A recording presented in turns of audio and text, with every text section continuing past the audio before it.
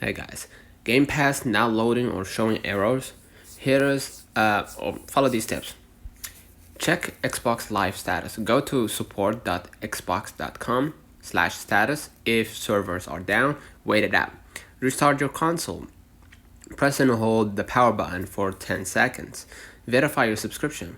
Open settings, account, subscriptions. Make sure your Game Pass is active and not expired. Next, clear cache. Unplug your Xbox for 30 seconds at least. Plug it back and power on. This refreshes the store connection. Reinstall Game Pass app for PC users. Open Microsoft Store, search Game Pass, then hit reinstall. Check your payment method. Expired card equals instant access block. If all else fails, sign out, then sign back in, or reset your console's network under Settings, General, Network Settings, Advanced, alternate MAC address, then hit clear. Alright, pro tip. Many 2025 Pro tip, many users reported temporary bugs after updates. Clearing cache or relogging usually fix it instantly. Don't forget to like and subscribe. See you in the next one.